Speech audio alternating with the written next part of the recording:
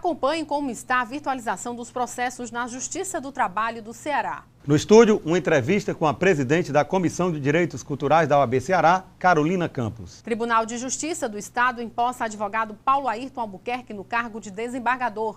Comissão de Direito Imobiliário da OAB Ceará promove cursos sobre aspectos práticos da lei do inquilinato. Veja também como foi o primeiro mutirão de instrução e julgamento de processo. Conheça as vantagens do programa que vai modernizar a sua advocacia, o PROMAD. As imagens que marcaram a semana você confere no quadro OAB em Foto. Tem ainda as dicas de concursos com inscrições abertas em todo o Brasil. Chegou a hora de você ficar informado sobre as notícias do Judiciário Brasileiro e da OAB. No programa OAB na TV Mundo Jurídico, que está começando.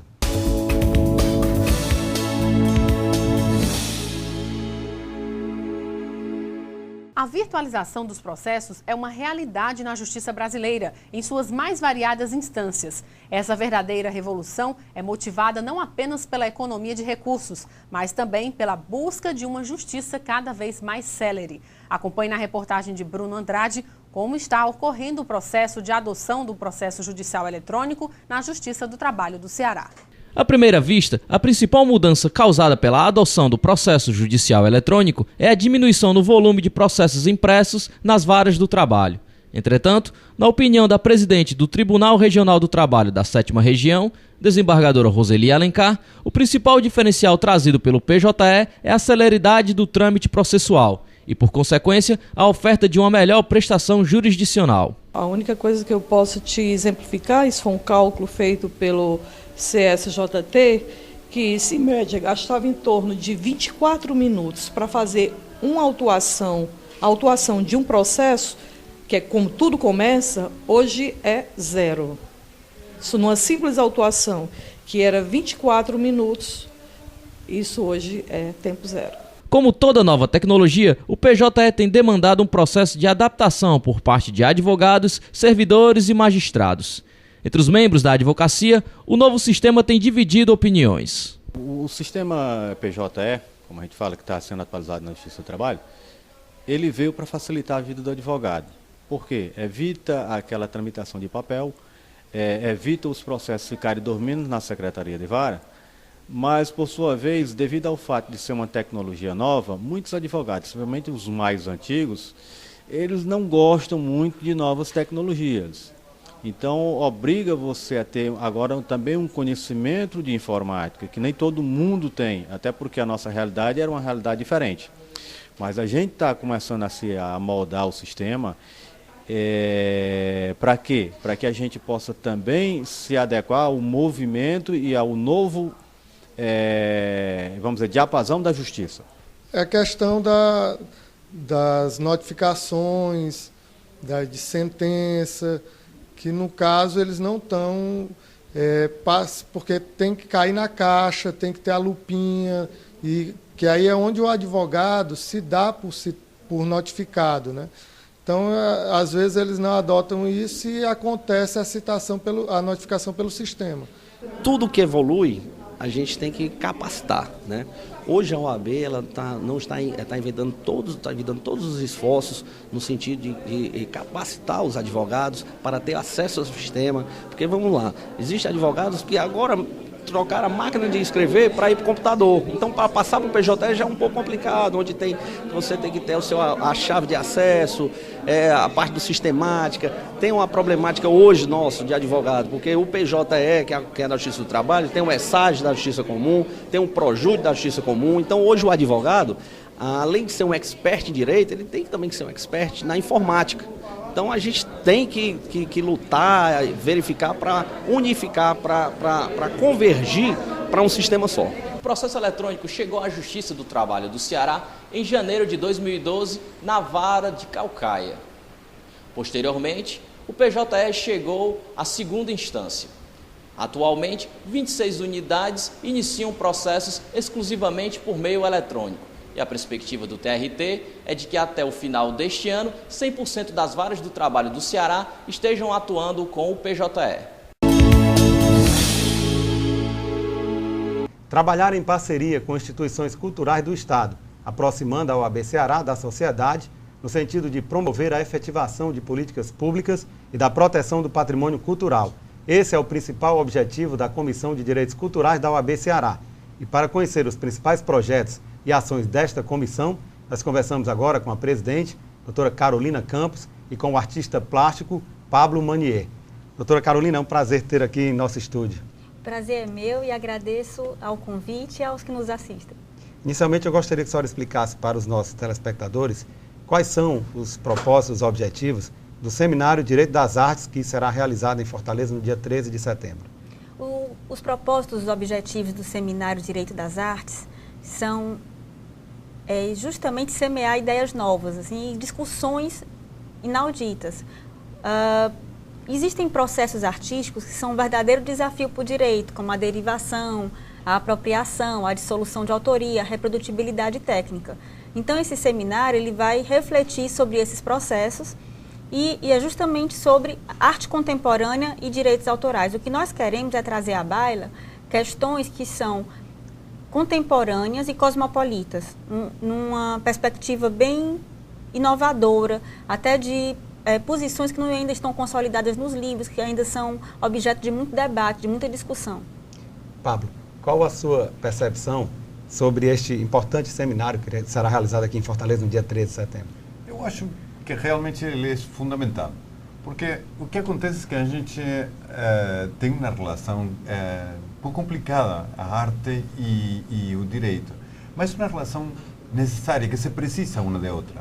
Às vezes a arte contemporânea tenta fugir dos modelos de autoria que são os que servem para o advogado poder defender, mas em outro momento o próprio artista plástico precisa de que seja defendido os seus direitos autorais. Então, essa relação de acompanhar essas criações que às vezes precisam desses processos no âmbito da arte contemporânea, eles têm que ser estudados porque são muito mais complexos e interessantes do que parece, né?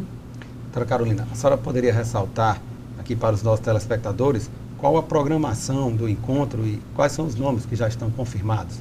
Nós temos muitos nomes já confirmados e a programação ela está bem interessante.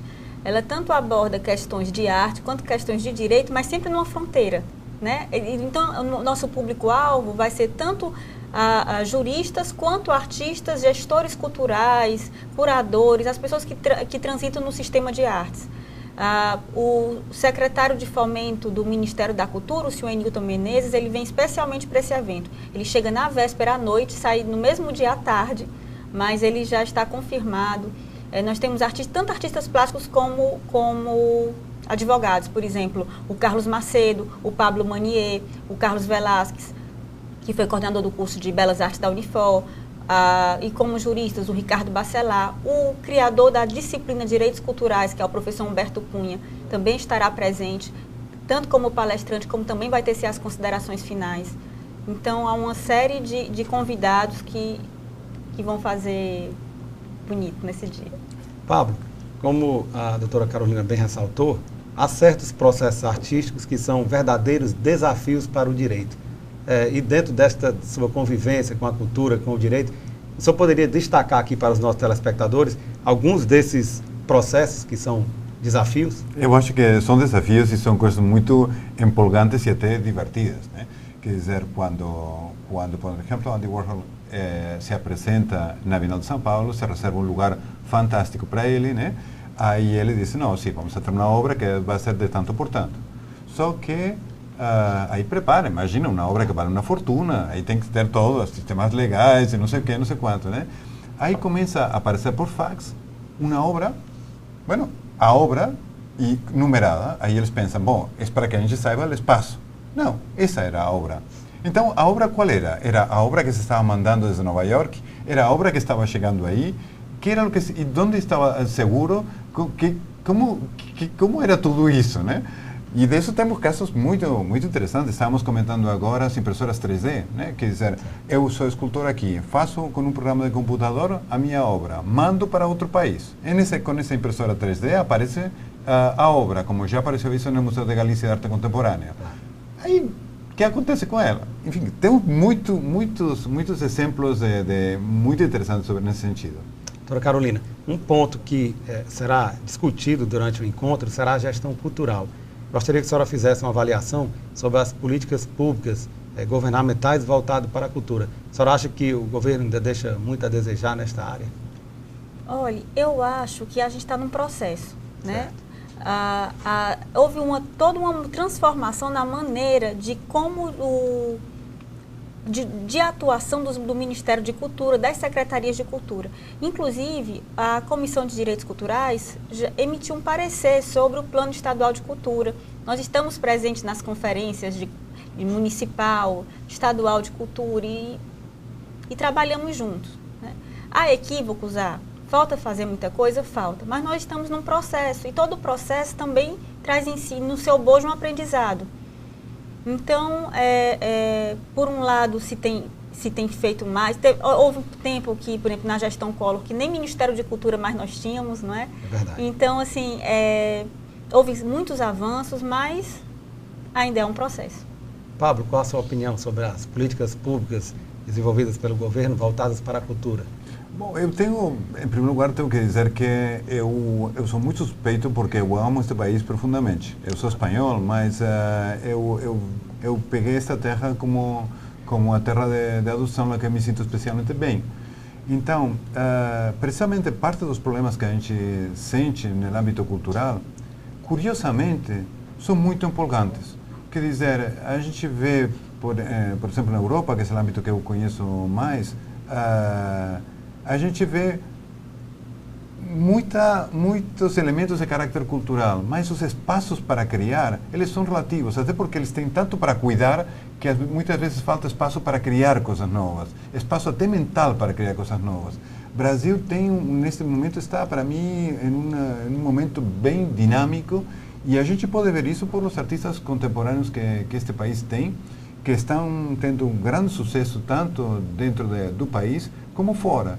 E eu acho que em definitiva, se está fazendo também um esforço importante por parte dos políticos em geral, e aí já não entro nas brigas de partidos, sino em geral. Eu acho que existe uma sensibilidade neste país pela cultura, existe uma vocação, se está entendendo a importância que a cultura tem para mudar uma sociedade, para fazer uma sociedade melhor. Doutora Carolina, a senhora está presidindo a Comissão de Direitos Culturais da OAB Ceará.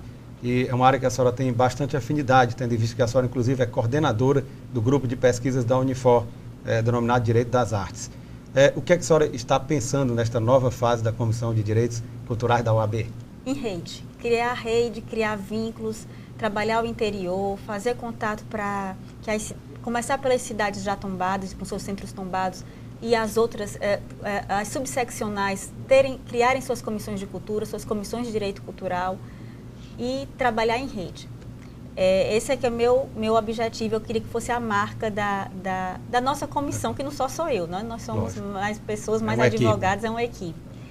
E também outro cuidado que nós temos é porque a comissão, ela tanto tem uma parte propositiva, que é criar essa rede, quanto também ela tem uma parte de estudo, de análise, quanto de observatório. Por exemplo, foi emitido um parecer por um membro da Comissão Nonato sobre o Bangalô. Eu fiz um parecer sobre o Plano Estadual de Cultura. O Vitor está elaborando um parecer sobre o tombamento do entorno da igreja de São Pedro dos Pescadores. É uma área que nos preocupa muito, essa cultura jangadeira. Então, eu também estou no Conselho Municipal de Patrimônio Histórico. Então, nós cuidamos dos direitos culturais, não só do ponto de vista de estudo, de análise, mas também propomos, também estamos juntos na luta. Doutora Carolina, infelizmente nós estamos chegando ao final da entrevista. O programa OAB na TV Mundo Jurídico agradece a sua participação e abre espaço para as suas considerações finais. Eu gostaria de terminar fazendo um convite a todos. Com certeza. Que venham no dia 13 de setembro ao auditório da Biblioteca da Unifor. E sendo juristas ou sendo artistas, o que a gente vai é criar um diálogo mesmo e refletir sobre arte contemporânea e direitos autorais. Esse seminário Direito das Artes, as inscrições vão ser abertas pelo site da Unifor, www.unifor.br, e também quem quiser mais informações pode olhar no Facebook a nossa página da Comissão Estadual de Direitos Culturais da OAB Ceará, ou me enviar um e-mail, carolinafortalcampos@gmail.com. Ótimo. Pablo, suas considerações finais. Somente agradecer. Eu acho que simplesmente indicar que vai ser muito interessante e até entretido, eu acho, tanto para juristas como para os artistas. Eu queria remarcar também, um pouco falando da minha parte, né, que o trabalho de artista hoje em dia, no âmbito mais amplo, é um trabalho sério, não é um trabalho de diletantismo, sino que ele implica uma profissionalização, é quase uma empresa em si próprio, né? Então, eu acho que ele tem que saber determinados aspectos no âmbito de direitos autorais, porque faz parte da sua profissão como artista. Então, eu me permito, aproveitando que estamos aqui, convidar a todos meus colegas para que levem esse assunto em consideração, e eu acredito que vai ser o primeiro de vários seminários sobre essa questão, porque eu acho que não se vai agotar aqui não. Infeliz Maia. Na tarde do último dia, 8 de agosto, o Pleno do Tribunal de Justiça do Ceará impulsou o advogado Paulo Ayrton Albuquerque no cargo de desembargador.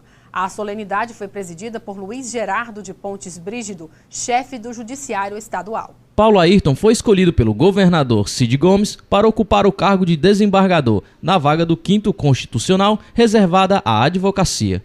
O 5º Constitucional é um dispositivo que destina 20% das vagas nos tribunais para advogados e membros do Ministério Público. Eu acho que é uma felicidade muito grande para a advocacia, para a sociedade civil cearense.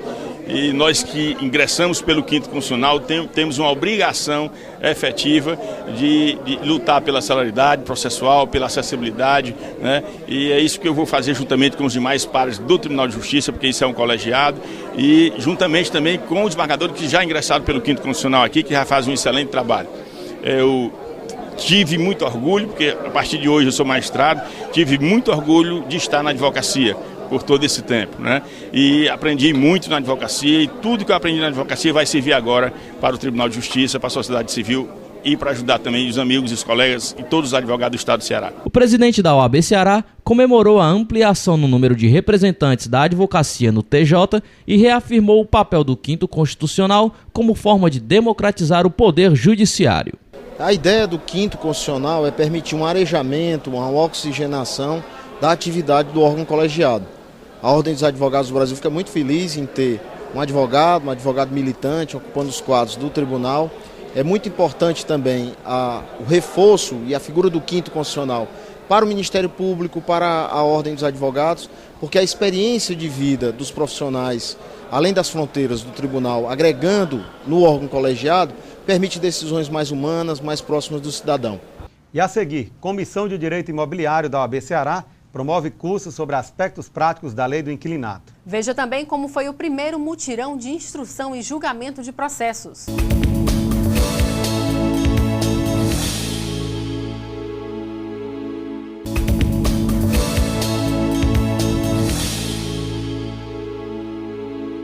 Entre os dias 9 e 10 de agosto, a Comissão de Direito Imobiliário da OAB Ceará promoveu um curso sobre aspectos práticos da lei do inquilinato, que completa 22 anos de existência este ano.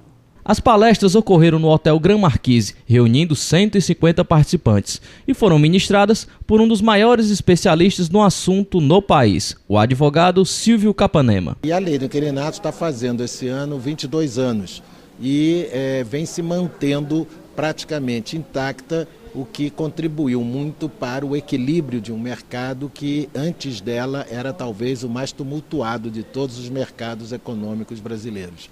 A lei procurou tratar do contrato de locação de maneira mais equidistante, de modo a atrair investimentos para a construção de unidades para alugar. E com isso reduziu-se o déficit habitacional que elevava os aluguéis de maneira insuportável para grande parte da população. Mas é óbvio que com as mudanças dessas duas últimas décadas, principalmente nos aspectos econômicos, começam a surgir alguns modelos novos, nem mesmo pensados naquela época, quando surgiu a lei.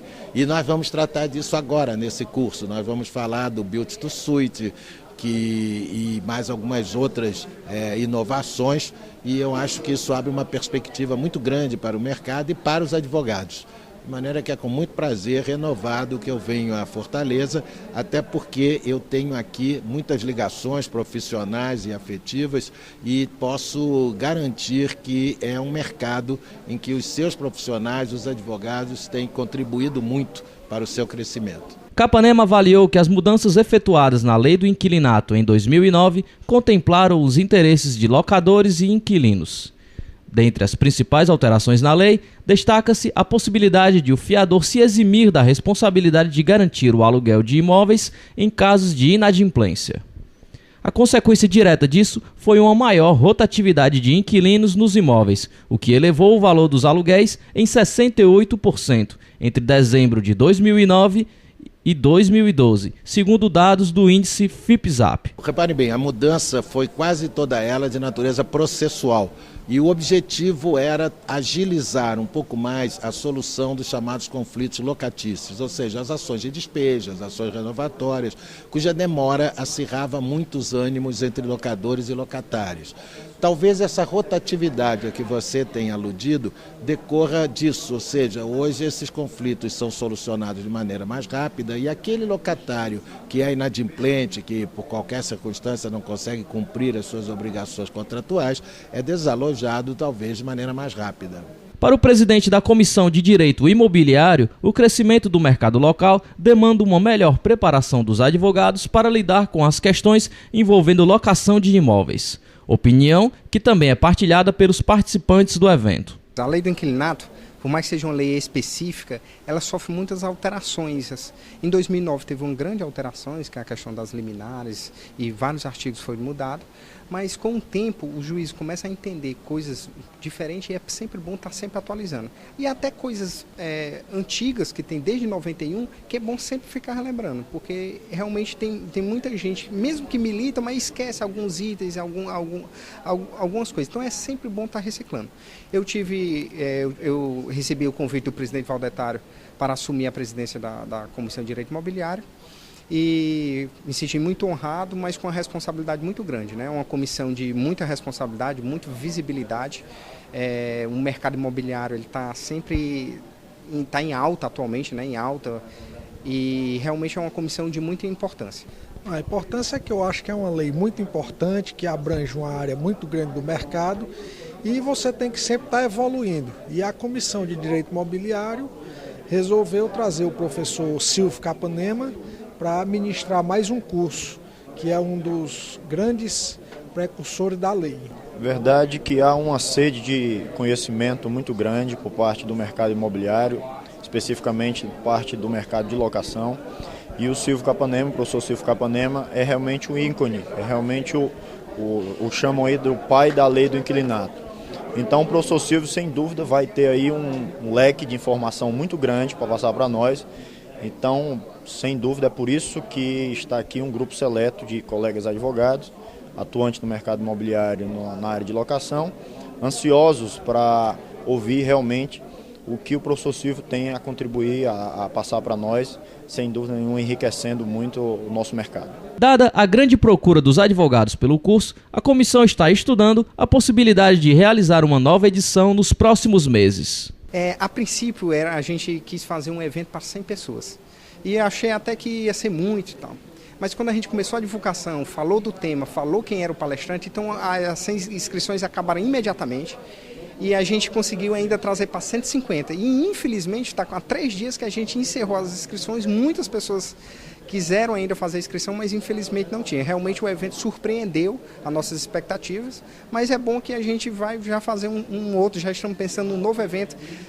Tamanho o sucesso que foi nesse, a gente já está pensando num novo evento aqui para a gente trazer para o público advogado que realmente precisa aqui no Ceará. Já está em vigor uma nova norma de desempenho para a construção de imóveis. Ela traz mais benefícios aos consumidores que pretendem comprar imóveis ainda na planta, causando menos transtornos aos futuros residentes.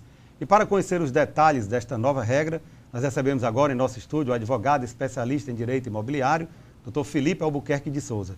Dr. Felipe, é um prazer tê-lo aqui conosco no estúdio. O prazer é meu de estar aqui com vocês, agradeço o convite para poder esclarecer a população sobre essa norma tão importante no mercado imobiliário. Dr. Felipe, inicialmente eu gostaria que o senhor explicasse para os nossos telespectadores Na prática, o que muda com esta nova regra de desempenho para a construção de imóveis? A ABNT editou a NBR 15575, agora em 2013, ela foi publicada em fevereiro e as construtoras tiveram um prazo de 150 dias para se adaptarem. Ela entrou em vigor no dia 19 de julho de 2013 e ela trata muito do conforto do residente dos imóveis, do comprador, e de segurança, como segurança contra incêndio, segurança acústica, segurança térmica para os moradores, para as pessoas que compram imóveis na planta, né, a partir então de 19 de julho. Qual o número da norma? É a NBR 15575, de 2013. E como serão tratadas as alterações na planta do imóvel que descumpram o que as construtoras haviam prometido? Bom, todo projeto registrado nas prefeituras a partir do dia 19 de julho desse ano, eles têm que atender à norma. E se, quando a construtora for entregar o imóvel e não atender essa norma, o consumidor, como lesado, pode procurar a justiça ou pode procurar a própria construtora para que seja feita a correção, a adequação à norma da ABNT. Quais são os padrões de segurança e conforto indicados pela Associação Brasileira de Norma Técnica, a ABNT?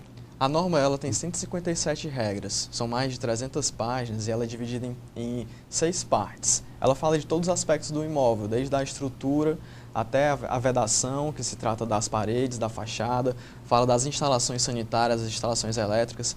Então ela é bem completa e ela fala desde o conforto térmico dos moradores até o conforto sonoro. Então tem vários aspectos que podem ser minuciados quando se vai estudar a norma.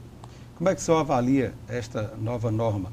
Ela, na realidade, é um avanço para o mercado imobiliário, tendo em vista, inclusive, esse boom imobiliário que nós estamos vivenciando hoje em dia? Ela é consequência disso. O aquecimento imobiliário, o aquecimento do mercado, fez com que as construtoras entrassem num processo de competitividade ainda maior. E, para isso, elas necessitam cortar gastos, e isso muitas vezes prejudicava o consumidor. Então, a ABNT sentiu a necessidade de criar essa norma para dar uma segurança maior para os compradores de imóveis, e assim eles possam os imóveis ter uma segurança maior, uma qualidade maior. Esta norma, ela abrange também as construções através do programa Minha Casa Minha Vida? Com certeza. Toda construção, todo projeto que for aprovado pela Prefeitura a partir de 19 de julho de 2013, ele tem que ter adequação à norma da ABNT. E no caso do Minha Casa Minha Vida, o que pode acontecer é uma certa majoração do preço dos imóveis, porque como a qualidade tem que ser aprimorada, pode ser que as construtoras precisem de um investimento maior para que atenda à norma da ABNT. Doutor Felipe, na sua opinião, quais são os itens que o comprador deve ficar mais atento na hora de adquirir um imóvel? No imóvel na planta, ele tem que perceber se a construtora está prometendo no memorial descritivo do imóvel, se está de acordo com a norma da ABNT. E outros aspectos. Já no imóvel usado, ele tem que perceber a segurança jurídica do negócio. Se o vendedor realmente é o proprietário do imóvel, se ele não tem alguma dívida com a Fazenda Nacional, a Fazenda Estadual, que possa prejudicar a venda, que o imóvel responda por essa dívida. Doutor Felipe, o prazo de entrega tem sido a principal reclamação nos órgãos de proteção ao consumidor. Quais são as responsabilidades da construtora no caso de descumprimento do prazo de entrega? A construtora deve entregar o imóvel no prazo estabelecido no contrato. Se ela fixou um prazo tal para entregar o imóvel, o prazo tem que ser respeitado. Caso esse prazo não seja respeitado, o consumidor pode ingressar na justiça, requerendo a indenização por danos morais que ele provavelmente deve sofrer, os danos materiais com aluguel de algum outro imóvel que ele esteja pagando para residir enquanto o seu imóvel não fica pronto, o condomínio que muitas vezes, mesmo antes da pessoa ingressar no imóvel, às vezes ela tem que arcar. Tudo isso a construtora responde por ter descumprido a cláusula contratual de não ter entregue o imóvel no prazo estabelecido. Quais são os problemas mais frequentes na estrutura e na área comum dos condomínios? O grande problema é prometer e não cumprir.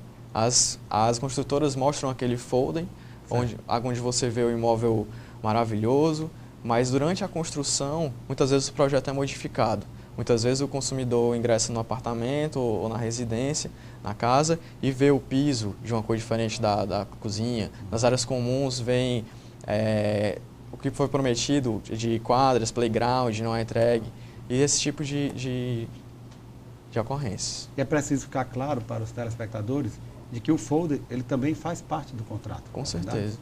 Os consumidores devem guardar esse folder para que, caso haja alguma discordância, a gente também ingressa em juízo para que o juiz possa perceber qual foi a promessa, se houve realmente uma propaganda enganosa da construtora. O senhor acredita que, com esta nova regra, as demandas judiciais tendem a diminuir, a ser reduzidas? Eu acredito que sim, porque as construtoras elas devem obedecer à norma da BNT. Antes, não existia uma norma que dizia exatamente como o imóvel deveria ser entregue, qual a qualidade do imóvel, e agora essa norma existe. Então as construtoras têm que obedecer a ela, e muitas vezes como está patente, está claro, está na norma, o que deve ser feito ou não, pode ser que o consumidor, numa própria conversa com o construtor, antes mesmo de ingressar em juízo, consiga resolver esses problemas. Doutor Felipe, infelizmente nós estamos chegando ao final da entrevista. O programa OAB na TV Mundo Jurídico agradece a sua participação, faz votos de que todas as construtoras realmente atendam o que está prescrito nesta norma e abre espaço para as suas considerações finais. O consumidor tem que entender que todo mundo está do lado dele, né? Os advogados estão do lado dele, as construtoras querem vender mais e para isso querem atender às normas da BNT, a justiça está do lado deles. Caso aconteça qualquer milindre na compra do imóvel, qualquer obstáculo, eles podem procurar a OAB, podem procurar um advogado, podem procurar a justiça, todos estão de portas abertas para que o direito do consumidor seja assegurado. E eu agradeço a participação no programa, foi muito bom estar esclarecendo a população sobre esses pontos. Ivelise Maia. Entre os dias 1º de agosto e 30 de setembro, as varas de delitos de tráfico e substâncias entorpecentes, em parceria com o Grupo de Auxílio para a Redução do Congestionamento de Processos Judiciais de Fortaleza, estão realizando o primeiro mutirão de instrução e julgamento. A expectativa é reduzir o número de processos acumulados. A força-tarefa pioneira no Estado pretende instruir e julgar cerca de 700 processos. Para alcançar a meta, o mutirão funciona no Fórum Clóvis Bevilacqua de 9 às 18 horas. Quem deu mais detalhes sobre a iniciativa foi a coordenadora do mutirão e do grupo de auxílio, a juíza Joriza Magalhães Pinheiro. Esse mutirão realmente é o primeiro envolvendo ações de tráfico de drogas. Essa ideia surgiu porque os atos de instrução são muito demorados, envolvem a oitiva dos acusados, a oitiva das testemunhas e finalmente debates orais e o julgamento, condenando ou absolvendo de acordo com as provas produzidas. E também essa constatação de que os delitos de tráfico de drogas, eles estão na base de outros crimes que estão causando um desassossego à sociedade, homicídios, latrocínios, roubos, furtos, portes ilegais de armas, etc. Além da colaboração entre os magistrados, a juíza destacou as parcerias com demais instituições que têm possibilitado a realização do mutirão. Trabalhar em torno de 700 processos durante esse mutirão. São 2 meses, é uma força-tarefa de fôlego. E nós oficiamos a todas essas instituições, porque eu sempre venho dizendo, principalmente no âmbito criminal, não tem como o judiciário acelerar os processos, acelerar os julgamentos sem a participação do Ministério Público, da Defensoria e da OAB. E até mesmo de outros órgãos do Poder Executivo, como a Secretaria de Justiça, porque ela tem que encaminhar os réus presos para as audiências, o comandante-geral da Polícia Militar, o superintendente da Polícia Civil, porque eles têm que encaminhar aqueles policiais militares ou civis que foram arrolados como testemunhas. E nós sempre pedimos a participação da população. Se nós queremos uma sociedade mais segura, uma cidade mais segura, todos temos que colaborar. As atividades estão divididas em 3 momentos, começando com a fase de instrução, interrogatório dos réus e a oitiva das testemunhas. Na sequência, há a apresentação das alegações finais do Ministério Público e, por fim, ocorre o julgamento da ação penal. Segundo o juiz titular da 3ª Vara, o foco inicial está nos processos mais antigos. Posteriormente, os magistrados devem direcionar os esforços para os casos mais recentes, sobretudo os que envolvem presos provisórios. A avaliação que nós fazemos do início do mutirão ela é positiva, já que das audiências que nós agendamos para esses 3 primeiros dias do mutirão, todas foram realizadas e com sucesso. Algumas com julgamento em audiência, outros com a conclusão da instrução, que é o objetivo do mutirão. E a avaliação que eu faço da vara é que, com a sua criação, foi possível a gente distribuir melhor os processos envolvendo tráfico de drogas, que antes só existiam 2 varas, e hoje nós conseguimos atender a demanda de processos novos. E com o mutirão, nós estamos tentando reduzir o acervo das 3 varas para que a gente possa, daqui para frente, ter mais tempo para dar uma atenção especial aos processos mais recentes, principalmente aqueles casos que envolvem réus presos e que tem que haver uma celeridade maior para que não acabe dando ensejo a relaxamento de prisão por excesso de prazo. Certo. Qual o tempo da tramitação razoável de um processo desse tipo? Tem uma média ou cada caso é um caso? Cada caso é um caso. O ideal é que num processo envolvendo um réu somente, né, que não há maiores complexidades, a gente consiga concluir a instrução em até 4 meses. Acredito que esse prazo seja razoável.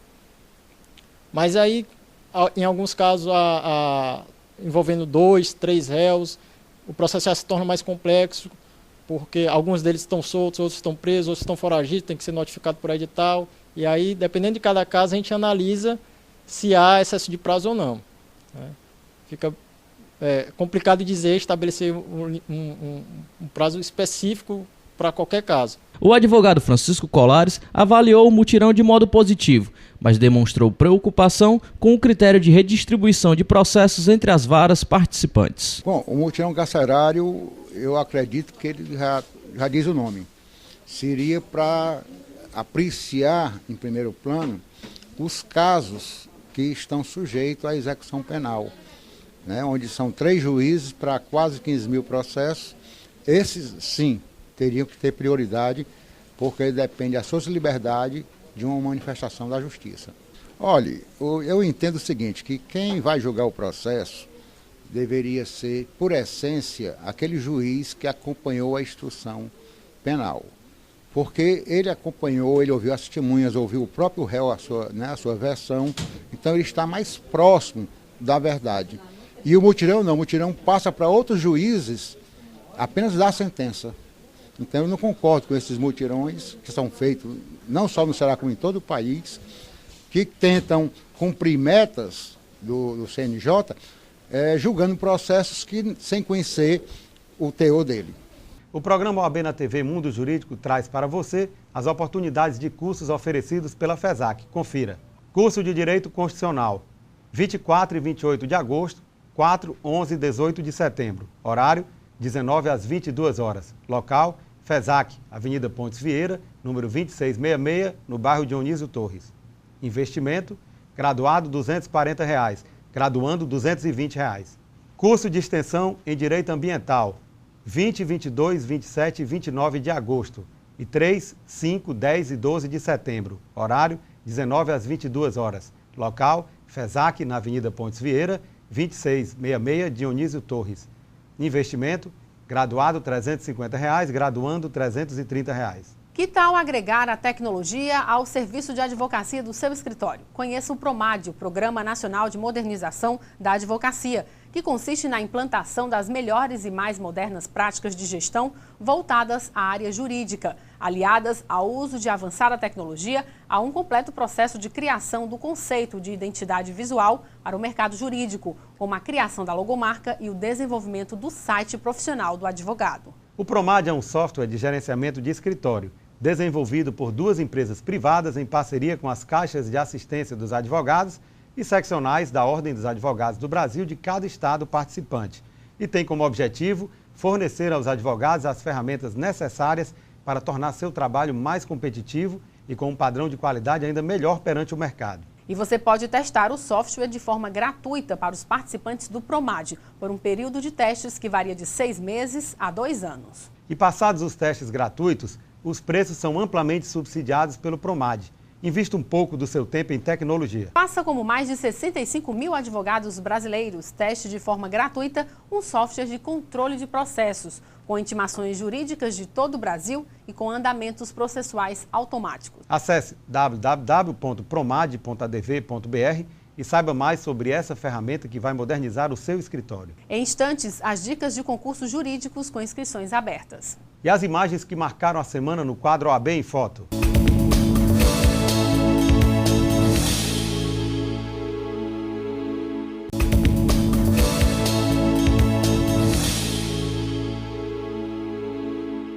E agora chegou a hora de você conferir as dicas dos principais concursos com inscrições abertas em todo o Brasil, na agenda que o programa OAB na TV Mundo Jurídico preparou para você. Tribunal Regional Federal, Primeira Região, inscrições até 15 de agosto. Mais informações pelo site www.cesp.nb.br. Tribunal de Justiça do Estado da Bahia. Inscrições até 12 de setembro. Mais informações pelo site www.cesp.nb.br. Tribunal de Justiça do Estado do Piauí. Inscrições de 20 de agosto a 8 de setembro. Mais informações pelo site www.cesp.nb.br. A Previdência Complementar fechada no Brasil vem crescendo a cada ano. O brasileiro percebeu que é preciso pensar no futuro, poupar hoje para ter mais qualidade de vida amanhã. Essas pessoas, quando tiverem tempo, terão também dinheiro para desfrutar bons momentos. Na prática, os planos de previdência complementar funcionam como uma poupança. É um investimento de longo prazo e uma forma de investir flexível e transparente, em que você pode acompanhar através dos extratos a rentabilidade dos seus investimentos. Formar uma reserva financeira para realizar um sonho e planejar uma aposentadoria segura a longo prazo, além de uma renda para o caso de invalidez e uma pensão paga aos seus beneficiários caso ocorra alguma fatalidade. Estes são os principais objetivos de quem já aderiu ao Plano de Benefícios Previdenciários do advogado OAB-Prev Ceará. Não perca tempo, faça o seu plano de previdência complementar e garanta o seu futuro. Mais informações é só ligar para 3464-3991. As imagens que marcaram a semana estão no quadro OAB em Foto.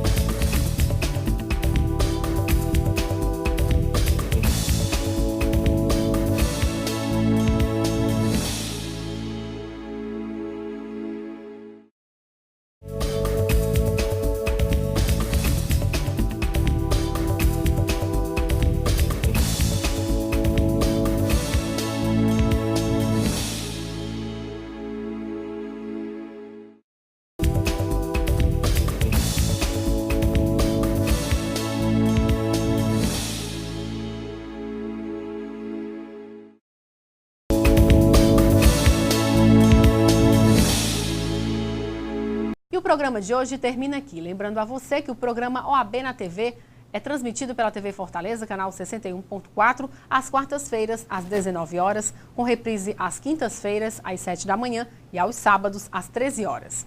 Assista também o programa inédito na TV O Povo, canal 48, às quartas-feiras, às 23 horas, com reprises às sextas, às 11 da manhã, sábados, às 22h45 e aos domingos, às 11h15 da manhã, ou através do site da OAB Ceará. Fique informado sobre as atividades da Ordem dos Advogados do Brasil, secção Ceará, no OAB na TV Mundo Jurídico, o programa do advogado cearense. E você tem um canal direto com a gente através da página do programa no Facebook e também através do Twitter, @OABCE. Ou, se preferir, mande um e-mail, oabnatv@oabce.org.br. Obrigada pela companhia e até a semana que vem. Até lá!